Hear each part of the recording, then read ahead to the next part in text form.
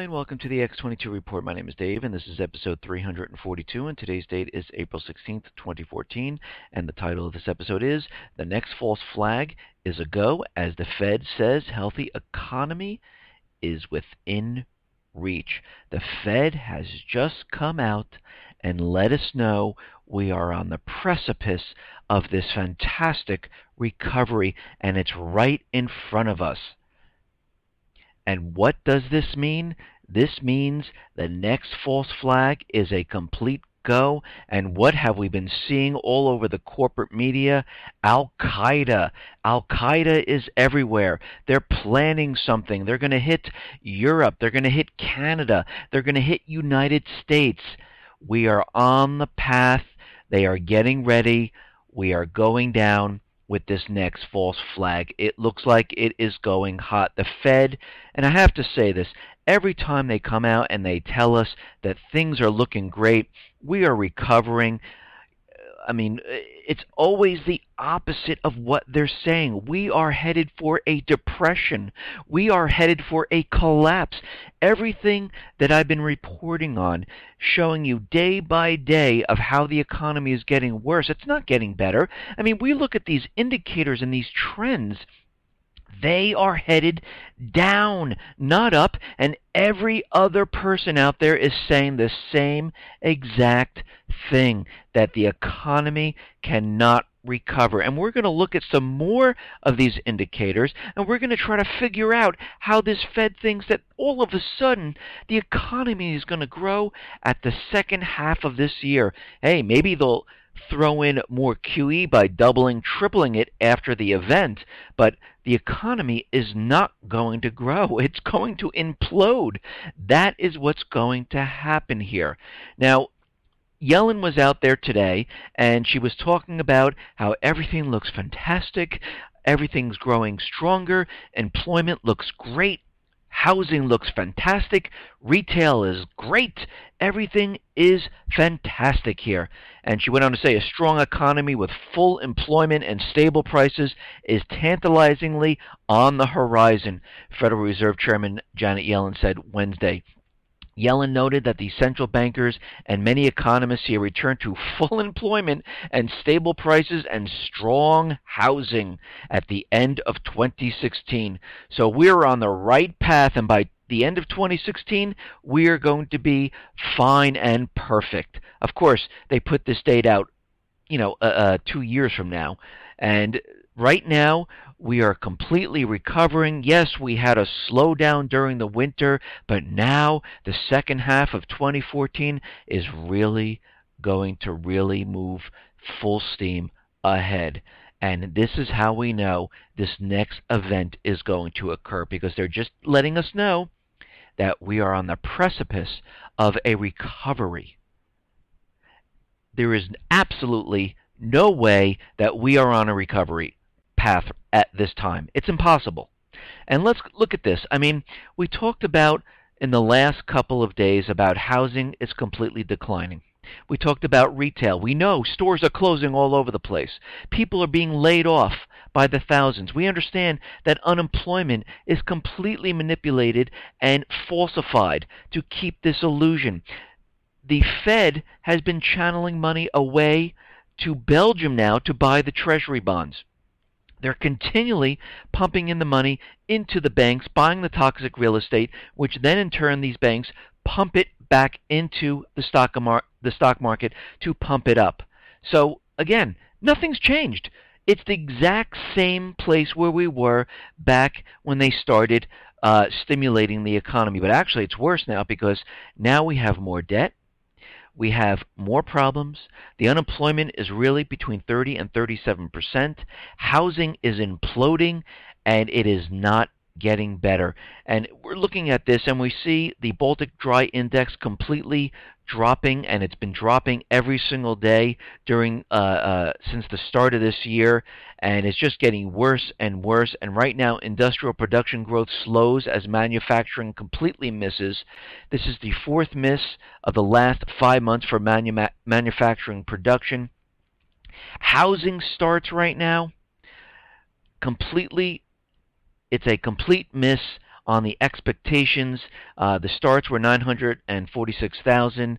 They were expecting 970,000, and of course they revised numbers and they made the previous month lower to make it look great. And right now, housing is going absolutely nowhere. And in my last reports, we looked into mortgage originations, because these are the American people taking out mortgages to buy homes, or even if they're flippers or anyone else. But what we're seeing is mortgage applications completely imploding. They're declining. They're down by 66%. And the last couple of days, we looked at J.P. Morgan Chase's books.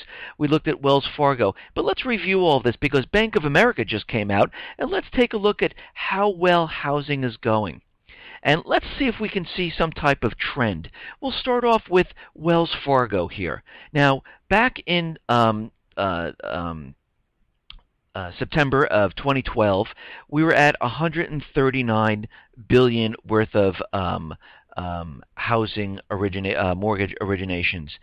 Going from 139 billion from September 2012 to March 2013, we're at 109 billion. So we're seeing the trend go down. And then we look at September of 2013, which is down to 80 billion. We look at December of 2013, we're down to 50 billion. And we look at March 2014, we're at 36 billion. Now that was Wells Fargo. Let's look at JP Morgan, and we'll start pretty much at the same time here. So we're looking here at September of 2012, and it looks like they were at 82.7 billion. And then we look at the next date going forward, and this is in 2013 of December. It looks like it dropped to 49 billion. And then let's just go to March 2014, because we're going down. We're at 17 billion right now. Now let's take a look at Citibank now. We look starting at January of 2012, and it looks like their loan originations was around 20 billion, and we can see it declining since that point. In September, it looks like it went down to 10 billion, and now here we are at March 2014, and we're looking at 7 billion. Now, Bank of America just came out, and they're saying that, there are losses because of lawsuits and things like this, but all the banks are showing that they haven't done well at all. And now here's Bank of America with real estate, and we're looking at the same time periods here, and we're seeing that Bank of America started in 2012. They started at 23.9 billion. It decreased to 22.6 billion in September. It went down to 11.6 billion in December, and now March 2014 they're at 8.9 billion. So we can see that the mortgage originations are completely falling in every single one of the banks. Now, I can understand if it was one bank and the other ones were showing positive signs, and I would say, okay, that's not a big deal here. But when all the banks are showing that all their mortgage originations have dropped dramatically, we have a huge, huge problem. That means housing is not on its way up, it's on its way down. And really, if you look at Bank of America right now, which is one of the last banks to report right now, their retail mortgage originations are down 24% in the fourth quarter of 2013 and down over 60% from the first quarter of 2013. So throughout the whole year, they have dropped completely to this point. And here in 2014, it is at its lowest point yet. So what does this tell us? It tells us the American people are completely tapped out. They don't have the wealth, they don't have the funds, and they are not buying homes. Soon, this entire housing market is going to collapse. And once it starts, it's going to be very, very fast, just like it was back in 2008. If you look at the beginning of 2008, it was very slow. People didn't understand what was going on. It sped up a little bit in the summer, and then boom, October 2008, things went crazy. Housing just kept on going down, faster and faster and faster. We are going to see the same exact thing happen at this point. Now, this is not all that's happening. We have to remember that all the countries that are private Western Central Bank countries have created bail-in documents. Remember, Bank of England and the FDIC created theirs in December of 2012. Then everyone pretty much copied it. Well, right now, bail-ins are approved by EU Parliament yesterday. Deposits over €100,000 are now vulnerable.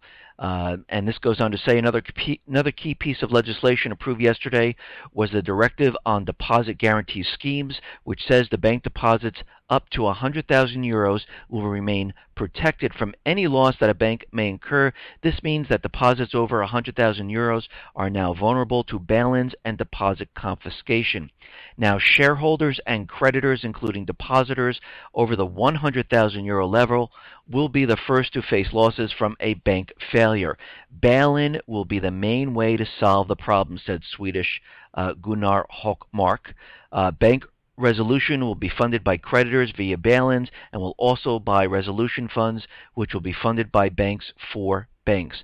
Bail-in, enshrined in the two laws, means that the bank owners, the shareholders, creditors, bondholders, depositors will be the first in line to absorb losses from the banks that they incur before outside sources of finance may be called upon.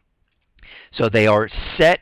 They are ready to take your money from the banks. I'm going to tell you right now, those loan guarantees on the $100,000 or below, you can forget about that too.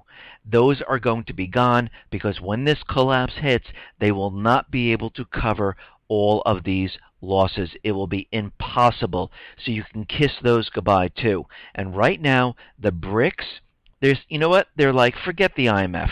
Let's create our own at this point. The IMF will cease to be the world's only organization capable of rendering international financial assistance. The BRICS countries are setting up alternative institutions, including a currency reserve pool and a development bank. The BRICS countries, Brazil, Russia, India, China, and South Africa, have made significant progress in setting up structures that would serve as an alternative to the IMF and the World Bank, which are dominated by the U.S. and EU.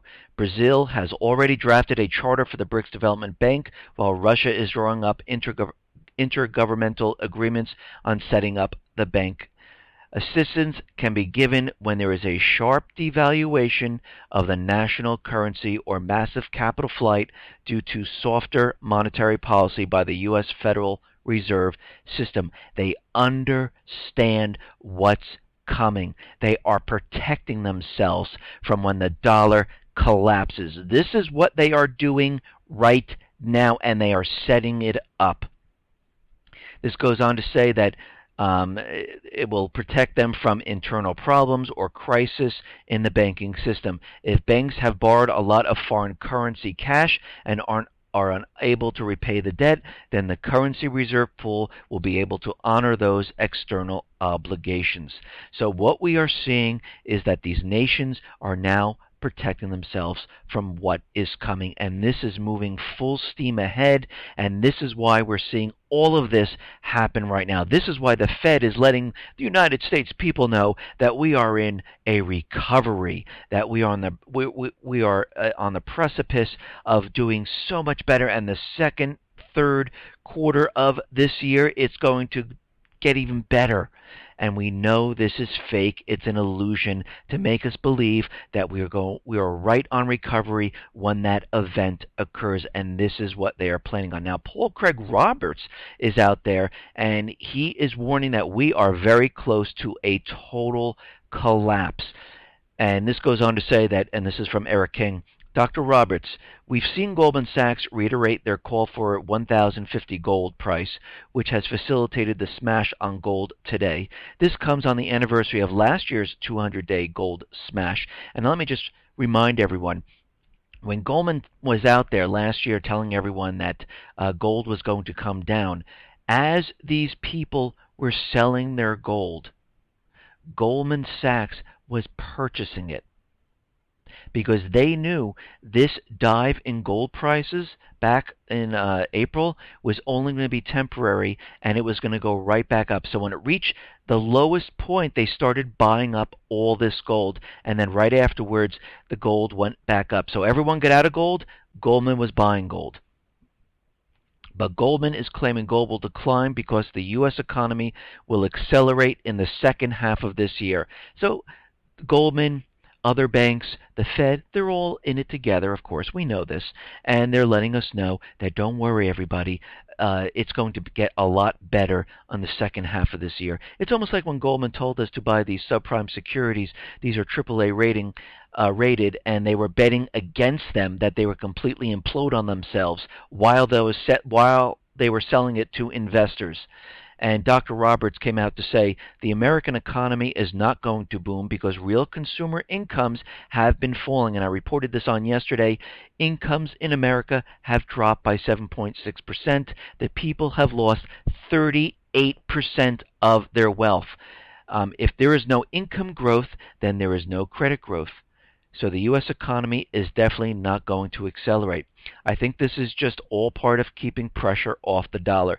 This quantitative easing has done nothing for the U.S. economy except hurt it because it deprived everyone of interest income. This lack of interest income has caused a consumption of savings from the elderly. This is very detrimental for the people and detrimental for their heirs as well. And what he's saying is we are heading down the path to a total collapse. It is not getting better. People do not have work. People are underemployed. People have no savings. People are not even saving money because they're just trying to make ends meet. They're not buying the houses. They're not buying stuff in retail. We can see what is happening. It is completely falling apart, and everyone needs to get ready for what is coming. Now, we understand that the BLM has backed off the Bundy Ranch right now, and we understand that Harry Reid is implicated in a deal with ENN, a Chinese firm for a solar panel farm, and his son is also involved. And it seems like the FBI was getting absolutely nowhere. They were blocked. But there is a congressman out there, Darrell Issa, chairman of the House Oversight Government Reform Committee, has started a full investigation into the circumstances surrounding the attempted land grab by the Bureau of Land Management. And he's pretty much going after them, trying to see what actually occurred, and he wants to see if President Obama, along with Harry Reid, are together in this, and what events have transpired because of this. And he is going full force and looking into this. Now, President Obama is out there demanding that if you are a whistleblower, you need to register as a whistleblower, which is absolutely ridiculous. Why would you register that I'm going to be, doing doing a Snowden? It makes no sense whatsoever. And if you look at this, I mean, it's called the Insider Threat Program. It was established 3 years ago. This program was adopted, the president said, to protect against internal dangers lurking within the federal agency. So they want people to sign up. There's no anonymity or whatsoever. They know exactly who you are. They know exactly what you're doing. And this goes against everything that was set up by the Whistleblower Protection Act of 1989 by Senator Charles Grassley.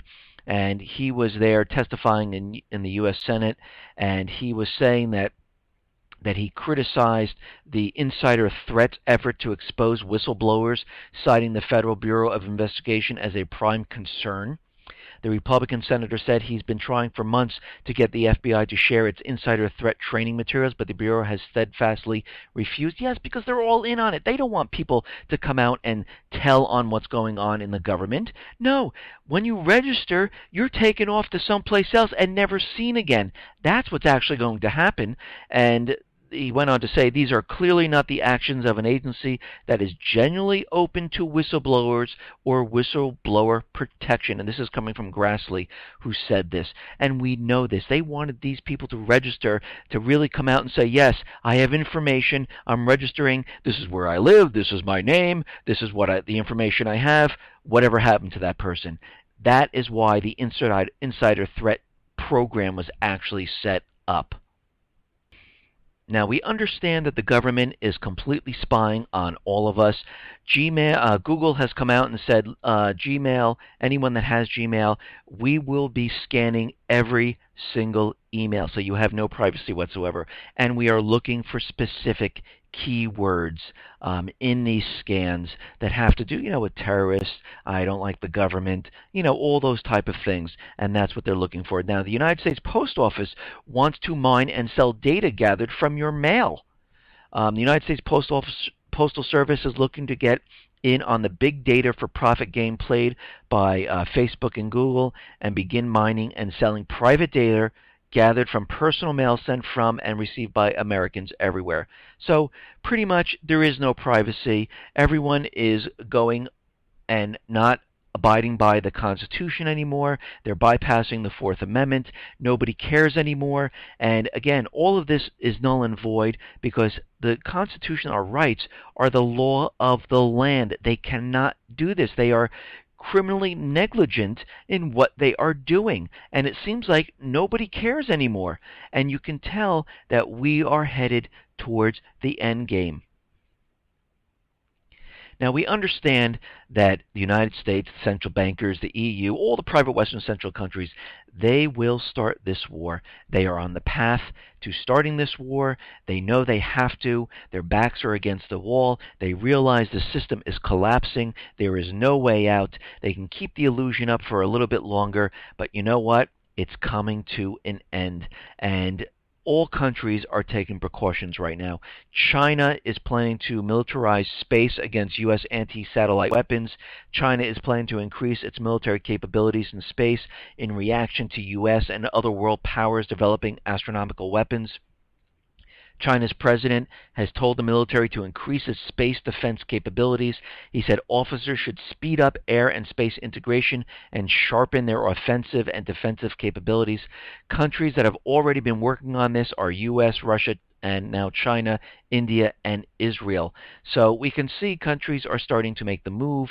They understand that war is coming, and this is why in the past, and I've been saying this for quite a while, there has been a pivot and a maneuvering of military assets to key locations. And this is why we had the pivot to Asia, which is still going on, where they're bringing military assets which surround China. Now we have the pivot to Russia, where they're setting up the missile shield bases, bringing in more ships and planes to surround Russia. This is all being prepared for war. This is the only reason why they're doing all of this.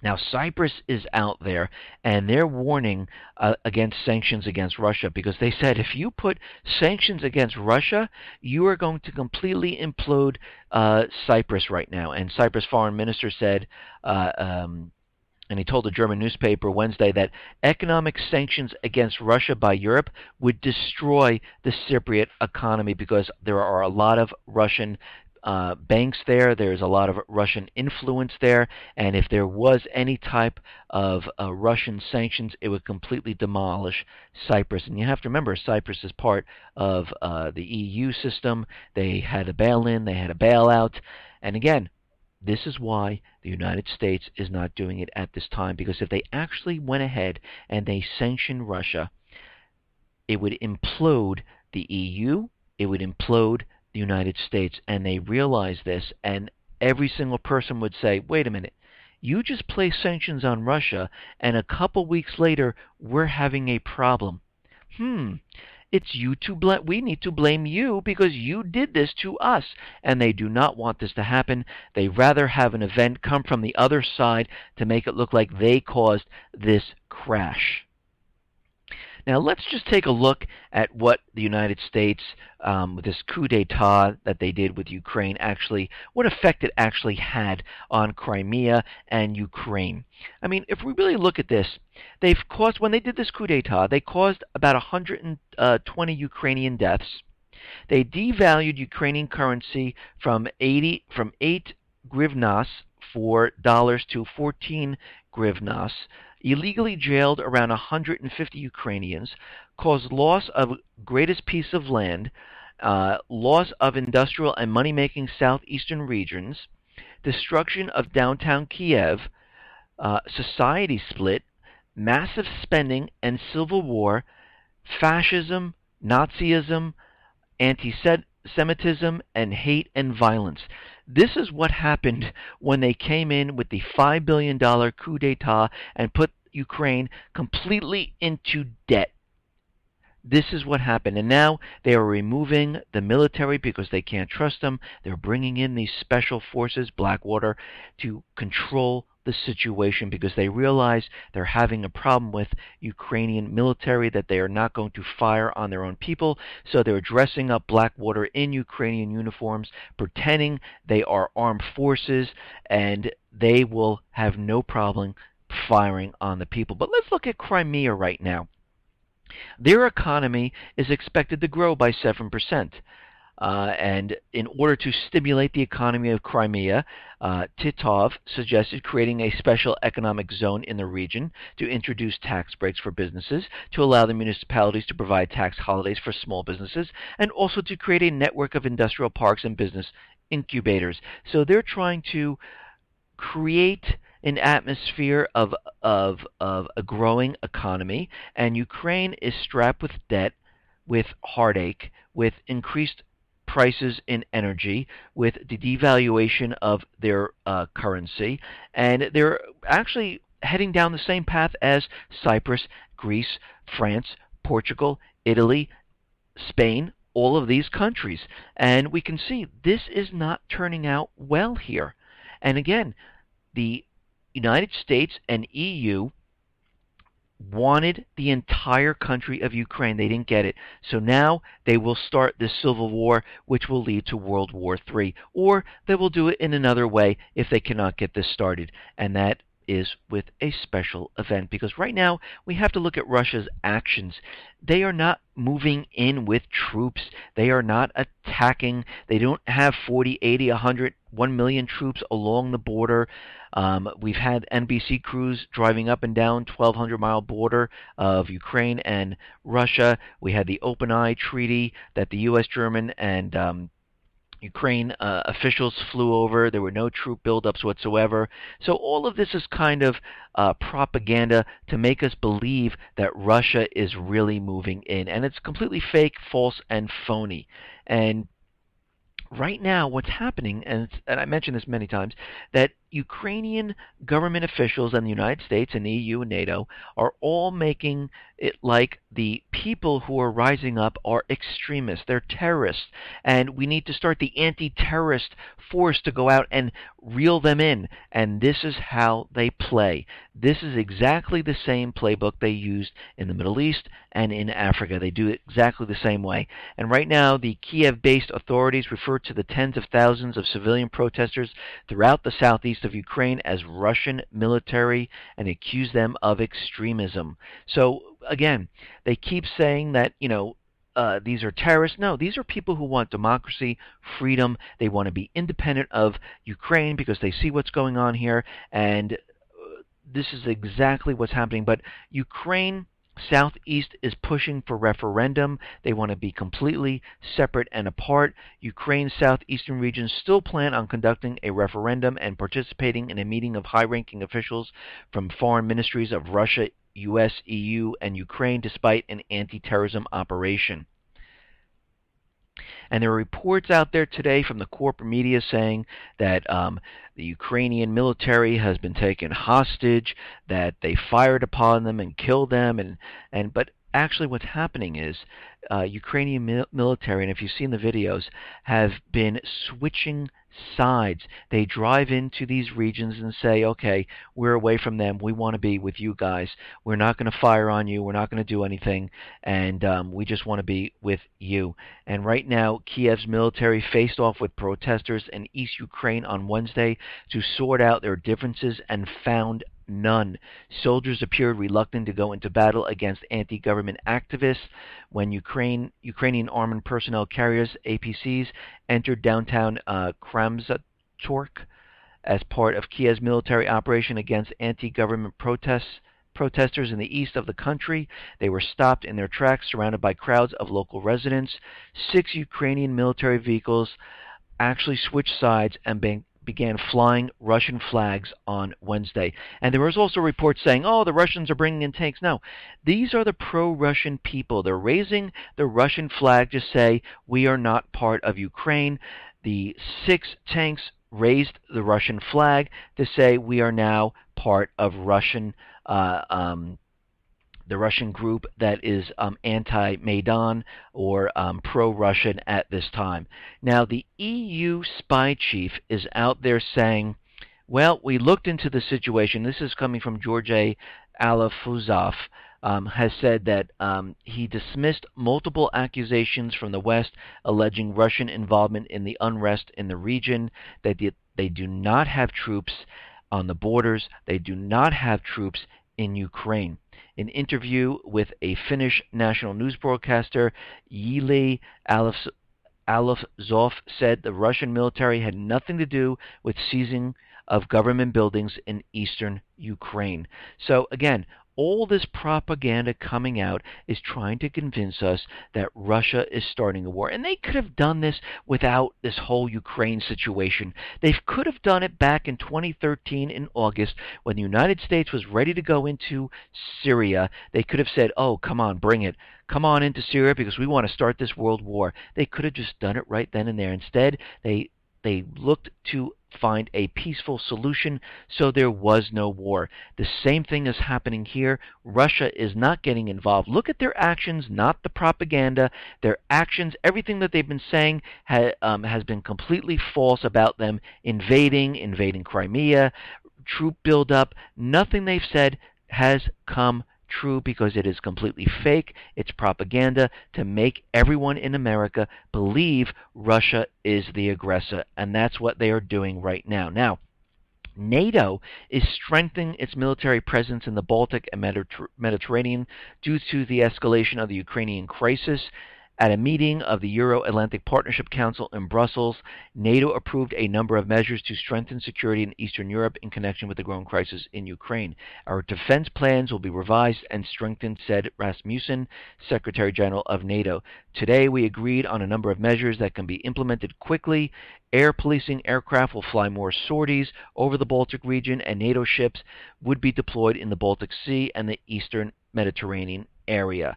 So they are building and building up NATO forces because they will eventually start this war. They will provoke, have some type of little false flag to get this war started. If they cannot get this started over there, expect something to happen from Al-Qaeda. So it doesn't really matter where it comes from because all the players are the same. Now, the U.S. is going to send a new warship to the Black Sea, and U.S. Donald Cook is going to leave, and a new ship is going to replace it. We don't know what this ship is, but the Truxtun is still in the Black Sea, and Russia, and as I reported, it was a couple days ago, they only have 21 days to stay in the Black Sea because they are a non-Black Sea state. And right now, Russia is out there saying Turkey is allowing ships to stay longer than the 21-day period, which is the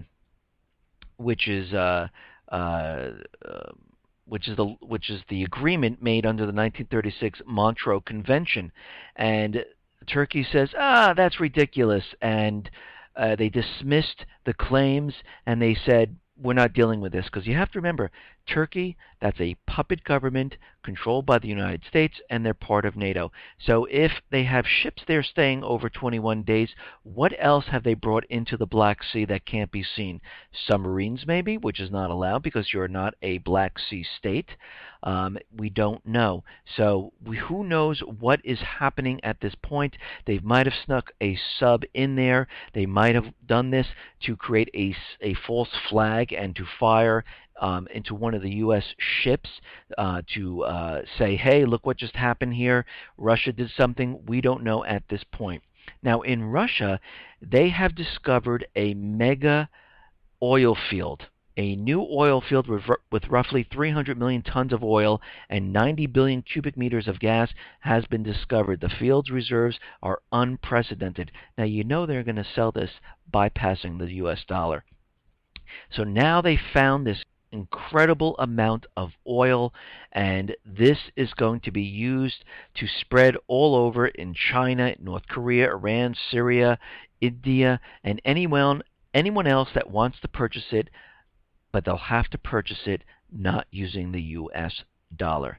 Now, Canada is in league with the Israeli government.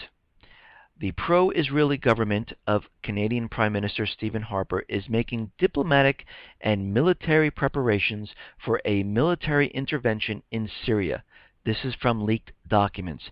Canada's national defense has drawn up at least 5 scenarios for the country's military mission in Syria. To justify a war on Syria, the national defense alludes to the rapidly deteriorating conditions in Syria, its impact on neighboring countries, and the importance of Middle East stability. Now, since they announced this, all of a sudden, out of nowhere, Syrian extremists threatened to destroy Canada in an online video. So we can see what is happening. They are lying to the people, using this event of these people coming on video saying that they're going to destroy Canada, at the same time building up plans to invade Syria.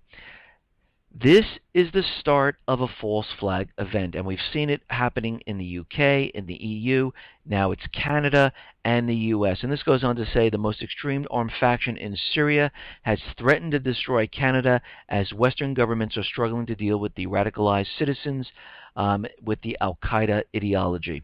This is a message to Canada and all the American tyrants. We are coming, and we will destroy you with permission from Allah the Almighty, the identified foreign fighter said. Of course he was unidentified. While he did not divulge his nationality, he said he was an immigrant to Syria, and his accent sounded North American. It is rare for jihadists to mention Canada in their propaganda unless they are Canadians. So here we are. They are planting a false flag in the U.S., in Canada, to bring this war forward. And what else have we been hearing? Mike Rogers is out there. Michigan Representative Mike Rogers, who chairs the House Intelligence Committee, told CNN on Tuesday the members of Al-Qaeda in the Arabian Peninsula have changed their communication methods following leaks last year about intelligence collection in Yemen. So they are no longer using Facebook and payphones anymore. They are now using couriers secretly so we cannot spy on them. I'm going to tell you right now, they have never, if all these organizations actually exist, which they do in some respect, but they're not here to attack the United States. They don't have the ability. These are set up as false flag events, but no organization uses Facebook who is planning an attack on another country, or does it with cell phones or payphones. It is absolutely ridiculous. And of course Mike Rogers has blamed this on Snowden, that he leaked this information, and now they're using couriers. And this goes on to say that a video of recent meeting of 100 Al-Qaeda members in Yemen, and we have to remember the Yemen people are fighting back, those Al-Qaeda people who are the actual people of Yemen who want their country back, but of course they're called terrorists. And they're having a problem with them, and they're pushing the government further and further in their demands, and getting and doing the same thing that Libya is doing, the same thing Iraq people are doing. And this goes on to say that including some of its top leaders is raising questions about whether the United States was unaware of the outdoor event and therefore unable to strike it with a drone attack. And this also went on to say we must eliminate, Al-Qaeda is saying this, I'm sorry. They're saying we must eliminate the cross. The bearer of the cross is America. The main problem about this group is that it has a bomb maker who can put bombs onto planes that can't be detected. I wonder what plan they're going to use. And of course they're always bomb makers. Those series of leaks have consequences, Rogers said.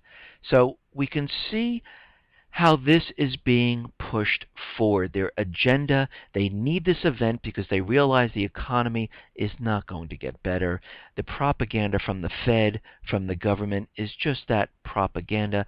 It's the illusion to make everyone believe we are recovering, and we are on the verge of this incredible recovery. But this goes on further. Now, Rubio is out there. This U.S. Senator Marco Rubio warned Tuesday that terrorist training in ungoverned swaths of Syria could soon attack American interests around the world or even on the nation's home soil. Let's take this one step further. Anderson Cooper reported, number 2 al-Qaeda leader vows to attack U.S. CNN further reported that the group has now went dark. They don't know what's happening and may pose a threat to planes, as this particular Yemeni sect specializes in making bombs. Barbara Starr has also made it a point to say that the terror group has been staying off of cell phones and the internet to avoid detection by U.S. officials. Keane, retired General Jack Keane, fired back at the Obama administration for saying that al-Qaeda is on the run and argued that newly released al-Qaeda videos proof of the terror group's confidence. Clearly, we have not seen anything quite like this except going back to 9/11. This group is very vocal about attacking the United States, and I believe they're going to do it. They are getting prepared for the next event. They realize the economy is doomed. They cannot be blamed for this. They need to get the war started. They need this event to go hot. They have a go. They are ready to push this forward.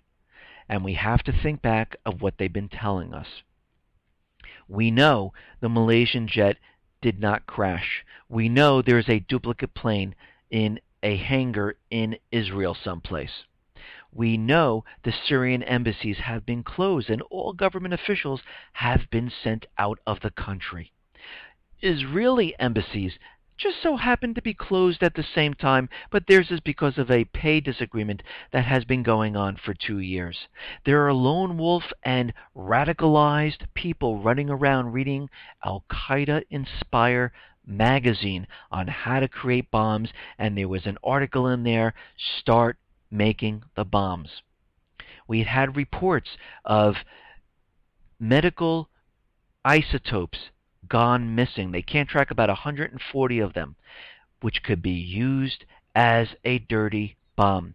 Also, CNN reported that Syria is hiding chemical and biological weapons in the Alawite section in Syria. And just recently, they have been blaming Assad for this new chemical weapons attack.